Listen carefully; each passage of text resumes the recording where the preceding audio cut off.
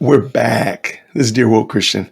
So, one of the questions I get quite often is why do I say that critical race theory is a cult, is a different religion, and that its gospel is impotent, that its gospel has no teeth, that its gospel cannot save? Why do I say that?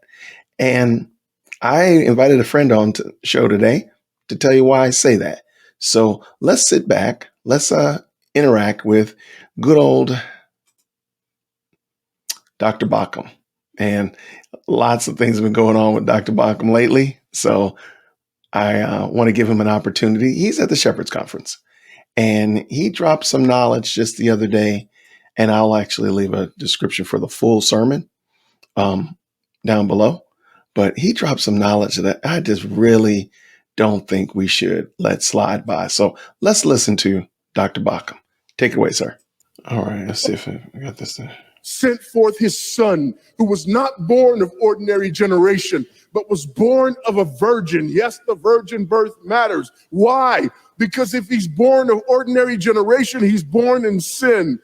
But because he's not born of ordinary generation, he's not born in sin. He's clean of sin. His record is clean.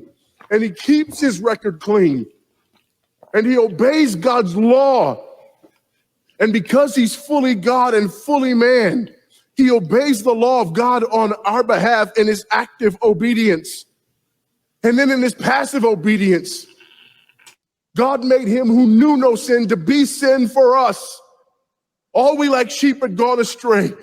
Each of us had turned to his own way, but God laid upon him the iniquity of us all. And Christ died for sin once for all, the just for the unjust. And God imputes our sinfulness to him. And he nails our sinfulness to the tree. And Christ dies and raises again on the third day for our justification. And there's another imputation. The righteousness of Christ is actually imputed to us so that God can be both just and the justifier of the one who places faith in Jesus Christ. So that all those who come to Christ may enter in. So that all those who place faith in Christ might be saved, but not only saved, but sanctified. Because he's the firstborn of many brethren.